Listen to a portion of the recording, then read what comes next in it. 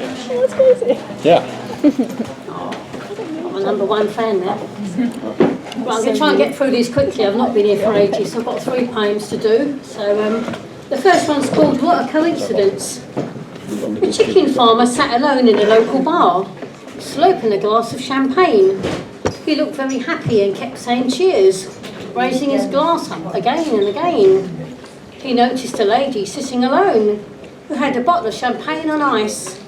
What a coincidence, he said. Are you celebrating too? Oh yes, she said, this is my way, and to hell with the price.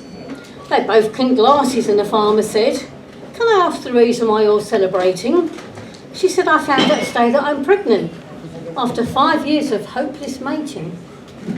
What a coincidence, he said. I'm a chicken farmer, and for 5 years all my hens have been infertile. But today they've all laid fertilised eggs. He punched the air with a huge gappy smile. That's amazing, said the woman, looking impressed. But how did your chickens suddenly become fertile? Oh, I used a different cock, he said. What a coincidence, she said, with a smile.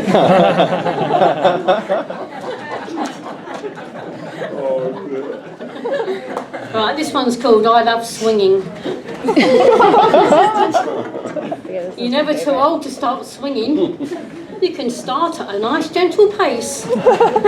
Just let your hair down, though some people may frown, but it puts a big smile on my face. You do meet some interesting people, but it's awkward when it's someone you know. It won't spoil your fun, we've only just begun, and there's no way you're going to go. I go to various places, they get quite busy in summer. The youngsters love swinging, their mates they keep bringing, but having to queue is a bit of a bummer. It gets quite tiring after a while. The highs and lows can get you down, but you sway back and forth, facing south and then north. You're the oldest swinger in town. Last week a uniformed gentleman approached me in the dark, wagging his finger the rule forbids. These swings are just for kids, now get down and fuck off out of my park.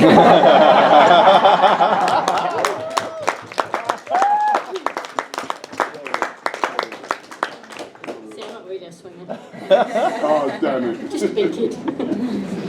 Now this one's a little tiny little bit rude, but I'll save it to the last. It's called Sweet Man. She met him in the sweet shop. He whispered in her ear, do you fancy playing Skittles? It's not too far from here. They jumped onto a double-decker. Then they got off at Quality Street. Flaked out when the game was over, so went to the Lion Bar and grabbed a seat. There were all sorts in the pub. Dolly mixtures and scruffy Herberts. A drunken trio, Berwick cockle hunting. Giggling ladies in the loo sniffing sherbet. As it was now gone after 8, they went back to his flat. Give us a twirl, he said with a wink. I like pussy, he said, stroking his Kit Kat. You are quite some pop hit, he said, giving her a boost. My aniseed balls are hard and red. She was going to be seduced. Do you want to see my gobstopper? He said, it's like a stick of rock. Let's go make some jelly tots. I'll cream your eggs with my huge bar chop. He slipped his finger of fudge into her Snickers, flashing his gummy teeth at Hurley's, rummaging around in her fisherman's friend, and parting her coarse curly whirlies, gushing from her juicy fruits, from his sticky lollipop lips. She did wrigglies as her cherry popped. He certainly knew a few Twix. Searching for her midget gem, he stroked her chocolate nipple, on a mission for a bullseye, until she felt a glorious ripple. She knelt down on the carpet, ready for a chomp. She undid his zip, revelling in great expectation, when out popped a walnut whip. There would be no celebrations. She was disappointed with her bounty. His Milky Bar would be no treat. There would definitely be no Mountie. Damn it, she muttered under her breath. Get ready to take flight. I've come on my menstrual cycle. And she vanished into the night.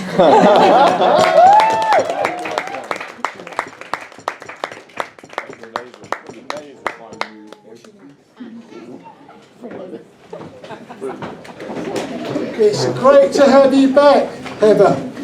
Oh, Well, let's see if it, yes, I did. I did. I'm so pleased to see you back. Oh, Heather's got a book out. What's the name of your book? Stop looking at mine. Oh, now, boys and girls. I've still got a few copies, you know. Right, boys and girls, ladies and gentlemen, the next act on is what we call a poetry virgin. Never been here before. So we give her lots of paper tiger love, we scream, hoots and hollers, and send her back to the stage full of love and tell her to give Trump some. Boys and girls, put your hands together for Anna!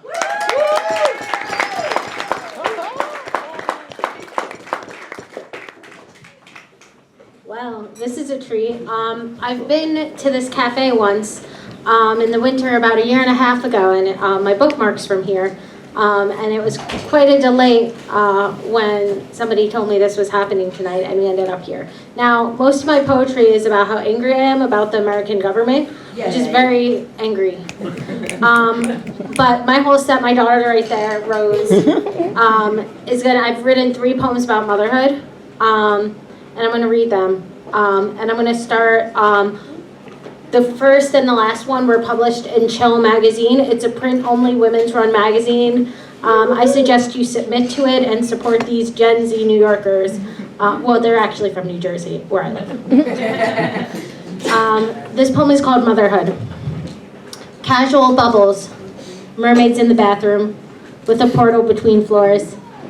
Thorny self-doubt, tea, real and fake.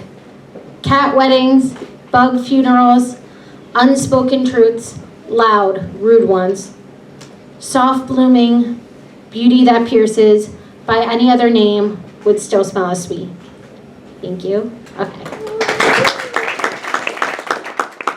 Now this poem is about my daughter and my mom, and who are sitting right here, and it's about my daughter's 7th birthday, and it's probably my most recent thing. And if I can teach you anything about New Jersey, it's that we're a little more lively than you Brits.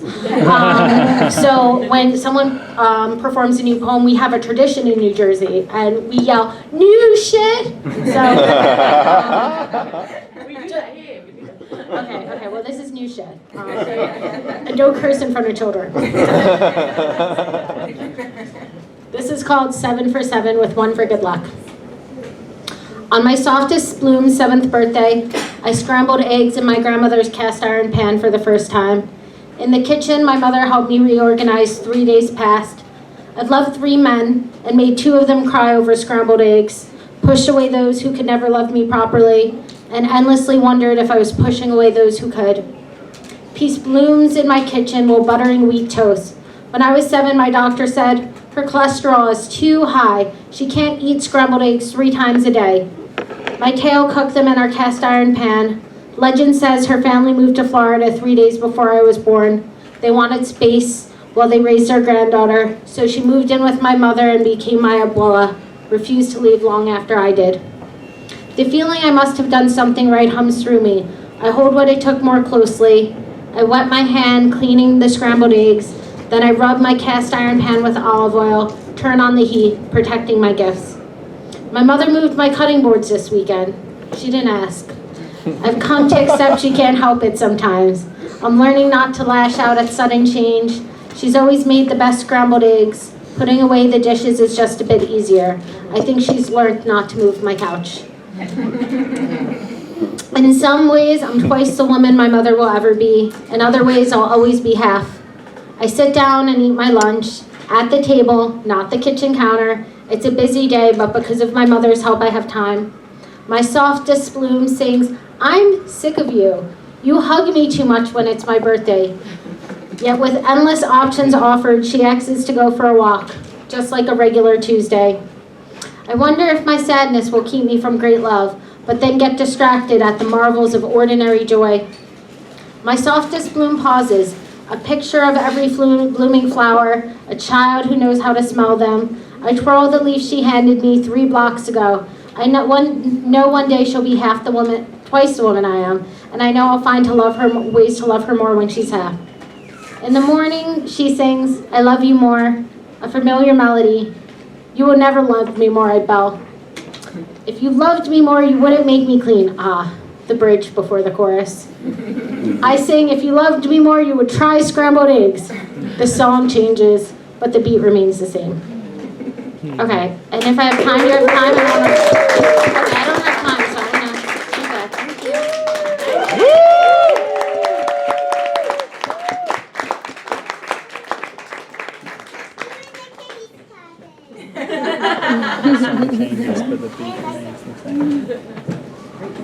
Oh, I thought that was wonderful. Where are I? Oh, there you are. I thought that was wonderful. Let's hear it for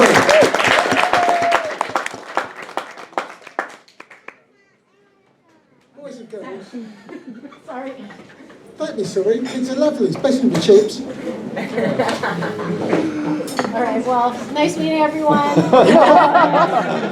She has a bedtime. Oh, I have a bed. No. I can't believe it. Safe journey. Thank you. Let me give you a tip before you go. On your way back to New York, when you're on that plane, whatever you do, don't use the outside toilets.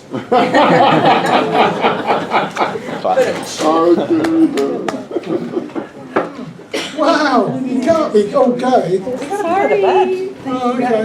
Let's see. Keep teasing. Okay, boys and girls. Oh. Let's see. Boys and girls. Oh yes, I remember this. We will have a poetry version. First time here ever. Never performed anywhere in the world. It's amazing. Boys and girls, let's hear it from behind. Hope you guys all the way to the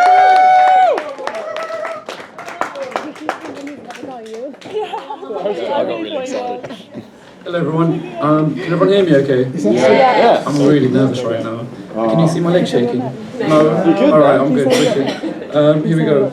I forgot to give the poem a name, so I guess you guys can name it, whoever you think. But here we go. The forbidden tree in the Garden of Eden gave tech gurus nectar to grow a creed on. They gifted his son an innovation he would wear.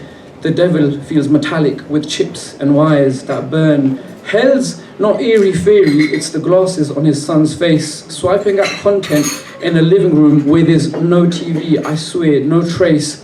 A tug of war ensues, life or death, a pit on either side. This seems to be their purpose, the hand big tech tries to deal, to steal away a future that once felt real. In his mother tongue, Urdu, the father asks himself, "Kyun ro rahe ho?" Why are you crying? Ro rahe, crying, a difficulty for the tongue, a raw emotion robbed of its raw form, a tongue-twisting leviathan. It's no wonder brown men struggle to cry. Through tears the child can't see, he celebrates his imprisonment completely guilt-free. He asks for one more gift, a watch to complete the set, competing with new friends he barely just met. Nailing himself down, there's no coming back, you bet. And the father replies, "Son, why do you want to own something? Deceiving yourself into believing that you can control something, talking your heart into greeting something fleeting, something not worth bringing towards you, not just because it will leave you one day, but because in that departure you may have no say. There's no way when its time has come to go that you can convince it to stay.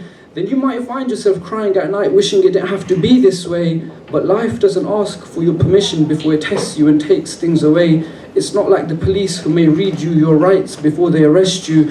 You're at the mercy of something that may finesse you. So stop thinking of taking, feel what you can give. Sieve out some of the stones and pebbles from the nectar within. Rearrange some of the furniture inside you. Give other pieces away. And when you learn to give these things, more of the real you can learn to stay.